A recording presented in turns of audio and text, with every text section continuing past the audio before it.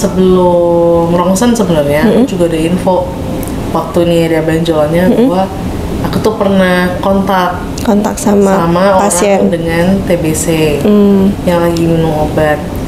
Jadi yang di memoriku tuh aku inget aku kontak sama salah satu saudaraku. Dulu kita cukup sering ketemu, saudara sepupu sebetulnya.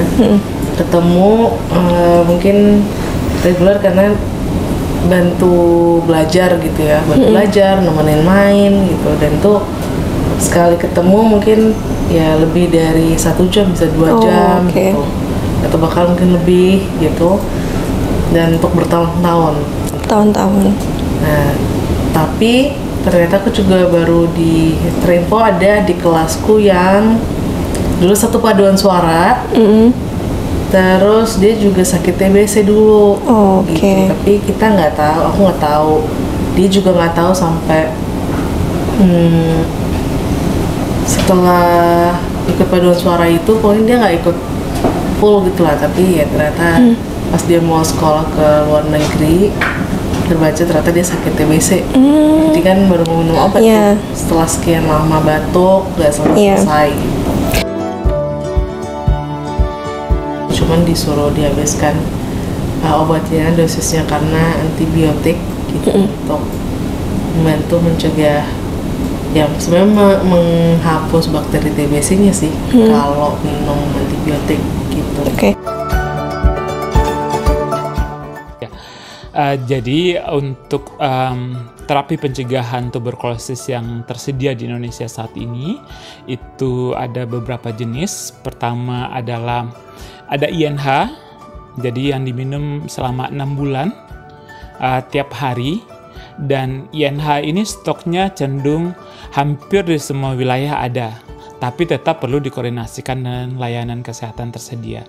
Lalu ada juga pengobatan pencegahan yang relatif lebih pendek, ada 3HP, 3 bulan INH dan rifampicin, dan ini juga tersedia di Indonesia, tapi masih di wilayah yang terbatas.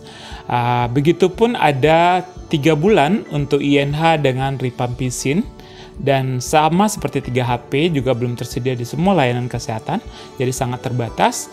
Dan juga tersedia 1 bulan INH sama rifampicin, jadi hanya 28 dosis diminum setiap hari. 1 dosis setiap hari selama 28 hari. Jadi 1 bulan sudah selesai. Hanya kembali lagi obat-obatan selain INH itu tuh stoknya sangat terbatas dan hanya tersedia di beberapa wilayah. Jadi teman-teman sekalian bisa berkoordinasi begitu terima hasilnya.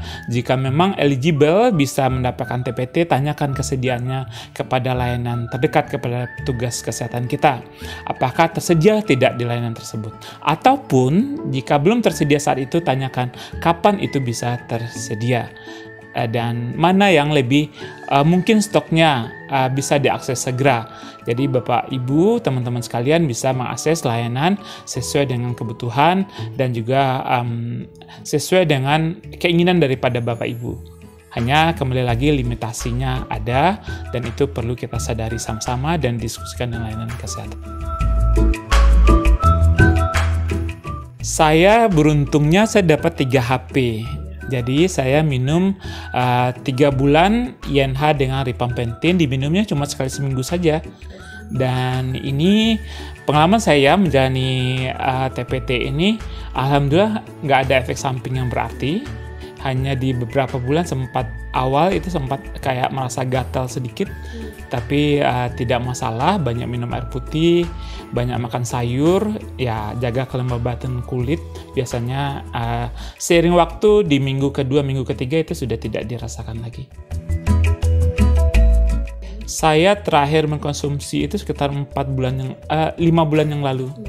Jadi sudah selesai. 5 bulan saya lebih tenang karena saya kontak sering dengan pasien Dan dulu pernah ada yang pasien TB resisten obat, juga cukup lama bekerja di layanan kesehatan. Dan juga saya sering mengunjungi pasien-pasien sampai hari ini dan kontak secara dekat. Karena itu saya ini menjalani pengobatan pencegahan ini, dan saya juga mengalami imunocompromise yang menyebabkan saya memang harus mengkonsumsi TPT. Karena di samping saya imunocompromise, saya juga kontak dengan pasien TBC. Oh ya, untuk sobat STPI semua, jika sobat semua kontak dengan pasien TBC atau mengalami beberapa gejala, ya TBC harus segera periksa ke layanan.